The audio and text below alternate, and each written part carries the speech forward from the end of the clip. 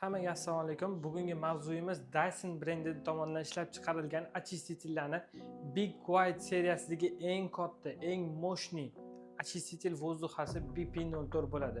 Faqat buni obzorini boshlashdan oldin qisqacha ma'lumot berib o'tmoqchi edim. Очиститель воздух o'zi nimaga kerak?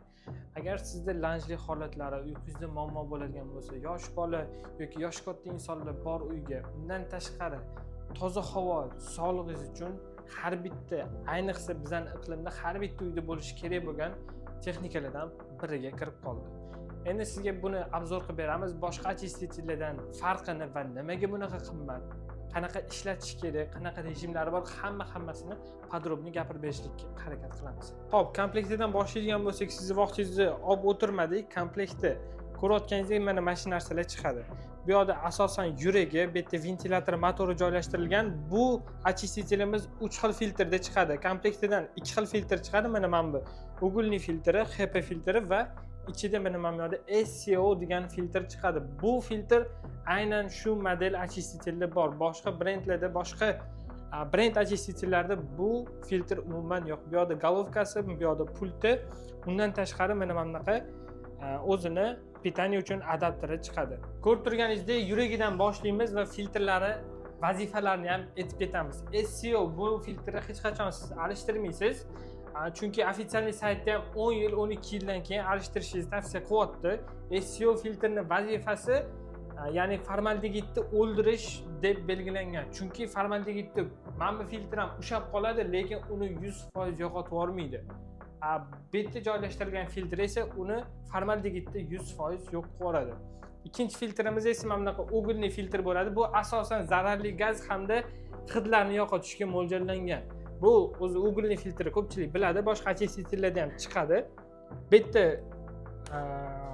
ya'ni aytmoqchi bo'lganim, bu yerda karbon filtr deb yozilgan, lekin ko'pchiligimiz baribir jaydari tilda угольный filtr deyiladi, ya'ni bozor tilida desak ham bo'ladi. Угольный filtr taqilishini, qo'yilishini, ustanovka qilinishini ko'rdingiz. Bu yerda o'zining zaklopkalari bor. Undan keyin esa jaydari HP filtr, lekin bu HP filtr eng kattasi. Chunki bundan katta filtr ko'rmaganman o'zim ham. Ko'rayotganingizdek, mana bo'ladi boshqa brendlarning очистительlarida, lekin bu kattaligiga ham ahamiyat bersangiz bo'ladi.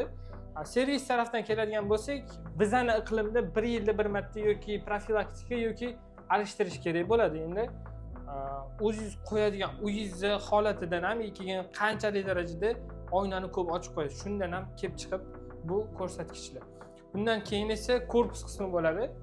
Xo'p, korpus qismini ham ko'rib turganingizdek, dizayni minimalizm, lekin juda ham skromniy va bogatli. Dysonning o'zining stilida. Bu yerda o'zining zaklopkalari bor, ko'rganingizdek bittada blokka tushadi.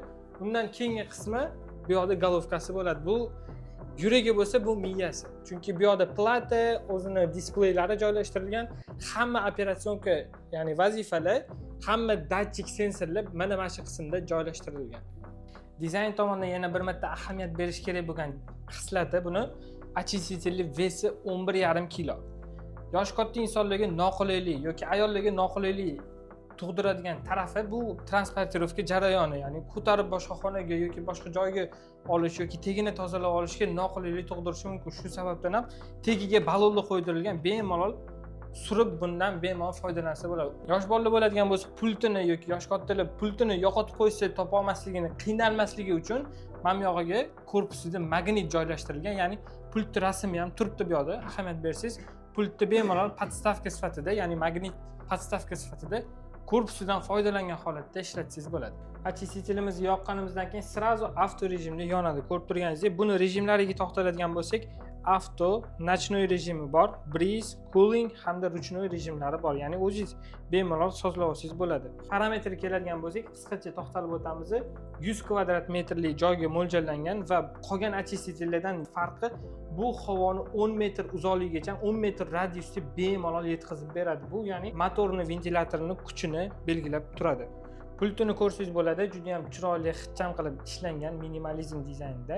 Xo'p, knopkalariga to'xtaladigan bo'lsak, yoqish o'chirish knopkasi 10 skorsda bu yerda nastroyka qilsangiz bo'ladi va havoni yo'nalishini 50 gradusgacha golovka orqali bemalol regulovka qilib o'ziga sozlovsiz bo'ladi. Avto knopkasi, info knopkasi, timer hamda texnik rejim knopkalari. Endi esa eng asosiysi ekranda влажность, havo haroratini, PM, NO2, CO2 formaldegidda ko'rsatib turadi. Aynan shu NO2 va CO2 sensorlari boshqa hech qaysi очистителda yo'q. Bu yuzdagi havo holatini, changlik darajasini, zararli gaz va formaldegid darajasini kuzatib turish imkonini beradi. Очистителimiz bilan aynan shu model BP04 bilan o'ylaymanki yaqindan endi shu videodan keyin tanishsiz. Agar shunda ham sizda qanaqadir savollar qolib ketgan bo'lsa, bemalol kommentariy orqali savollaringizni yozib qoldirsangiz bo'ladi. To'g'ri, aytishingiz mumkin, Dyson narxiga arzimaydi, narxi juda ham qimmat, chunki o'zini sinfdoshlaridan 3-4 barobarga qimmatroq bo'lishi ham mumkin, lekin o'ziga yarasha sabablari bor. Ushbu video orqali sizga shu sabablarni ko'rsatib berishga harakat qildik. Keyingi videolarimizda qaysi texnikani obzorini xuddi shunaqa formatda ko'rishni xohlagan bo'lardingiz? Kommentariyada o'z variantlaringizni yozib qoldiring.